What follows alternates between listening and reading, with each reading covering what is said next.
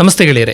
CET ಪರೀಕ್ಷೆ ಬರೆಯೋಕೆ ಬಂದ ಹುಡುಗನಿಗೆ ಪರೀಕ್ಷಾ ಸಿಬ್ಬಂದಿ ಜನಿವಾರವನ್ನ ತೆಗೆಸಿದ ಘಟನೆ ಶಿವಮೊಗ್ಗ ಮತ್ತೆ ಬೀದರ್ ಜಿಲ್ಲೆಯ ಎಕ್ಸಾಮ್ ಸೆಂಟರ್ಗಳಲ್ಲಿ ನಡೆದಿದೆ. ಒಬ್ಬ ಹುಡುಗ ಜನಿವಾರ ತೆಗೆಯಲ್ಲ ಅಂತ ಹಠ ಹಿಡಿದು ಪರೀಕ್ಷೆ ಬರೀಲೇ ಇಲ್ಲ. ಮತ್ತೊಬ್ಬ ಪರೀಕ್ಷೆ ಬರೆದಿದ್ದಾನೆ. ಅವನ ಜನಿವಾರವನ್ನ ತುಂಡು ಮಾಡಿ ಬಿಸಾಡಿದ್ದಾರೆ. ಜನಿವಾರನ ಕುತ್ತಿಗೆಗೆ ಬಿಗಿದುಕೊಂಡು ಆತ್ಮಹತ್ಯೆ ಮಾಡ್ಕೊಳ್ತೀಯಾ, ಅದಕ್ಕೆ ಜನಿವಾರ ಬೇಡ ಅಂತ ಯಾರೋ ಶತಮುಟ್ಟಳ ಸಿಬ್ಬಂದಿ ಹೇಳಿದ್ದಾರೆ. ಈ ತರಹದ ಹೊಸ ಐಡಿಯಾ ನೀಡಿದ ಮೂರ್ಖ ಮಹಾನುಭಾವ ಯಾರು ಅನ್ನೋದು ಮಾತ್ರ ಗೊತ್ತಾಗಿಲ್ಲ. ಈ ಘಟನೆಗೆ ಸಂಬಂಧಿಸಿದ ಹಾಗೆ ಸರ್ಕಾರ ಪ್ರಾಂಶುಪಾಲರು ಮತ್ತೆ ಸಿಬ್ಬಂದಿ ಮೇಲೆ ಆಕ್ಷನ್ ತಗೊಂಡಿದೆ. ಇದೇನೇ ಇರಲಿ, ಮುಖ್ಯಮಂತ್ರಿ ಸಿದ್ದರಾಮಯ್ಯ ಅವರ ಅವಧಿಯಲ್ಲಿ ಹಿಂದೂಗಳ ಮೇಲೆ ದಬ್ಬಾಳಿಕೆ ಮಾಡೋದು, ಬ್ರಾಹ್ಮಣರನ್ನ ಅವಹೇಳನ ಮಾಡೋದು, ಹಿಂದುತ್ವದ ಪ್ರತಿಪಾದಕರನ್ನ ಗುರಿ ಮಾಡೋದು ಹೊಸ ವಿಷಯ ಅಲ್ಲ. ಈ ಜನಿವಾರದ ಘಟನೆ ಮುಂದುವರಿದ ಭಾಗ ಅಷ್ಟೇ. ನಮ್ಮಲ್ಲಿ ದಲಿತರ ಮೇಲೆ ಈ ಕಾಲದಲ್ಲೂ ದೌರ್ಜನ್ಯ ನಡೀತಾನೆ ಇದೆ.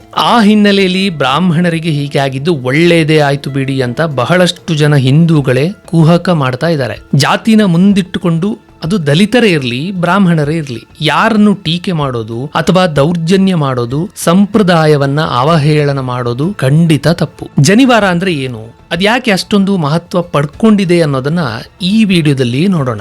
ಜನಿವಾರ ಅಂದ್ರೆ ಬ್ರಾಹ್ಮಣರು ಮಾತ್ರ ಧರಿಸೋದಲ್ಲ, ಗೌಡ ಸಾರಸ್ವತ, ವಿಶ್ವಕರ್ಮ ಮತ್ತೆ ಸಿಎಂ ಸಿದ್ದರಾಮಯ್ಯನವರ ಸಮುದಾಯದವರೇ ಆದ ಕೆಲವು ಕುರುಬರು ಕೂಡ ಜನಿವಾರವನ್ನ ಧರಿಸ್ತಾರೆ. ವರ್ಣ ವ್ಯವಸ್ಥೆಯಲ್ಲಿ ಹೇಳೋದಾದ್ರೆ ಬ್ರಾಹ್ಮಣರು, ಕ್ಷತ್ರಿಯರು ಮತ್ತೆ ವೈಶ್ಯರು ಜನಿವಾರವನ್ನ ಧರಿಸ್ತಾರೆ. ಸಾಮಾನ್ಯವಾಗಿ ಜನಿವಾರ ಧರಿಸದೆಯೇ ಗಾಯತ್ರಿ ಮಂತ್ರವನ್ನ ಹೇಳಬಾರದು ಅನ್ನೋ ನಿಯಮ ಇದೆ. ಇದಕ್ಕೆ ಯಜ್ಞೋಪವೀತ ಅಂತ ಹೇಳ್ತಾರೆ. ಉಪವೀತ, ಬ್ರಹ್ಮಸೂತ್ರ, ಬಲಬಂಧ, ಯಜ್ಞಸೂತ್ರ, ಹೀಗೆ ಇನ್ನಷ್ಟು ಹೆಸರು ಕೂಡ ಇದೆ. ಉಪನಯನ ಅನ್ನೋ ಒಂದು ಕಾರ್ಯಕ್ರಮ ಮಾಡೋ ಮೂಲಕ ಹುಡುಗರಿಗೆ ಜನಿವಾರವನ್ನ ಹಾಕ್ತಾರೆ. ಉಪನಯನ ಅಂದ್ರೆ ಹತ್ತಿರಕ್ಕೆ ತರೋದು ಅನ್ನೋ ಅರ್ಥ ಇದೆ. ಅಂದ್ರೆ ಉಪವೀತವನ್ನ ಧರಿಸೋ ಹುಡುಗನನ್ನ ಬ್ರಹ್ಮಜ್ಞಾನದ ಹತ್ತಿರಕ್ಕೆ ಕರೆ ತರೋದು ಅಂತ ಅರ್ಥ.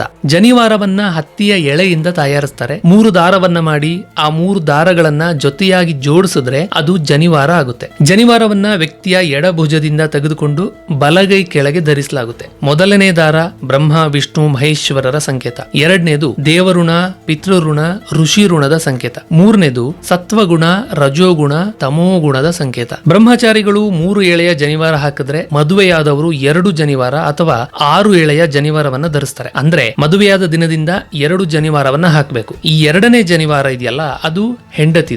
ಮಹಿಳೆಯರು ಜನಿವಾರವನ್ನ ಹಾಕೋದಿಲ್ಲ. ಅದಕ್ಕಾಗಿ ಗಂಡನೇ ಹೆಂಡತಿಯ ಜನಿವಾರವನ್ನ ಅವ್ರ ಪರವಾಗಿ ಧರಿಸ್ತಾನೆ. ಜನಿವಾರದ ದಾರಗಳು ಗಟ್ಟಿಯಾಗಿರೋಕೆ ಮಧ್ಯದಲ್ಲಿ ಗಂಟು ಹಾಕ್ತಾರೆ. ಇದಕ್ಕೆ ಬ್ರಹ್ಮ ಗಂಟು ಅಂತ ಹೆಸರು. ಇದರಲ್ಲಿ 5 ಗಂಟು ಇರುತ್ತೆ. ಈ ಗಂಟುಗಳು ಬ್ರಹ್ಮಜ್ಞಾನ, ಧರ್ಮ, ಅರ್ಥ, ಕಾಮ, ಮೋಕ್ಷದ ಪ್ರತೀಕ. ಜನಿವಾರವನ್ನ ಧರಿಸಿದ ನಂತರ ಹಲವಾರು ನಿಯಮಗಳನ್ನ ಪಾಲಿಸಬೇಕಾಗುತ್ತೆ. ಮೊದಲನೇದಾಗಿ ಜನಿವಾರವನ್ನ ಕಿತ್ತು ಹಾಕಬಾರದು. ಹಳೇದಾದ್ರೆ ಅಥವಾ ಕಿತ್ತು ಹೋದ್ರೆ ಹೊಸ ಜನಿವಾರ ಹಾಕಿದ ಮೇಲೆನೆ ಆ ಹಳೆ ಜನಿವಾರನ ತೆಗೆದು ಹಾಕಬೇಕು. ಅದಕ್ಕೂ ಕೂಡ ಕ್ರಮ ಇದೆ. ಉಪನಯನ ಮಾಡೋ ಸಮಯದಲ್ಲೇ ಹುಡುಗರಿಗೆ ಕೆಲವು ಬುದ್ಧಿ ಮಾತುಗಳನ್ನ ಪುರೋಹಿತರು ಹೇಳ್ತಾರೆ. ನಾಯಿಗೆ ಕಲ್ಲು ಹೊಡಿಬಾರ್ದು, ಮರ ಹತ್ತಬಾರ್ದು, ಹೀಗೆ. ಒಟ್ಟಾರೆಯಾಗಿ ಜನಿವಾರ ಧರಿಸಿದ ಮೇಲೆ ಮೆಚ್ಯೂರಿಟಿಗೆ ಬಂದಿದ್ಯಾ, ಇನ್ನು ಮುಂದೆ ಹುಡುಗಾಟಿಕೆ ಬಿಡಬೇಕು ಅಂತ ಅಷ್ಟೇ. ಕುಟುಂಬದಲ್ಲಿ ಮಗು ಹುಟ್ಟಿದ್ರೆ, ಯಾರಾದ್ರೂ ಸತ್ರೆ ಕುಟುಂಬದ ಸದಸ್ಯರು ಜನಿವಾರವನ್ನ ಬದಲಿಸಬೇಕಾಗುತ್ತೆ. ಜನಿವಾರ ಧರಿಸೋ ಪದ್ಧತಿ ಸಾವಿರಾರು ವರ್ಷಗಳಿಂದ ನಡ್ಕೊಂಡ್ ಬಂದಿದೆ. ಇದನ್ನ ಅರ್ಥ ಮಾಡಿಕೊಳ್ಳದೆ ಅದರಿಂದ ನೇಣು ಹಾಕೊಂಡ್ರೆ ಅನ್ನೋ ತುಚ್ಛ ಮಾತುಗಳನ್ನ ಆಡೋದು ಸಂಪ್ರದಾಯಕ್ಕೆ ಮಾಡೋ ಅಪಮಾನ. ಇವಿಷ್ಟು ಜನಿವಾರದ ಕುರಿತ ಮಾಹಿತಿ. ಮುಂದಿನ ವಿಡಿಯೋದಲ್ಲಿ ಮತ್ತೆ ಭೇಟಿಯಾಗೋಣ. ನಮಸ್ತೆ.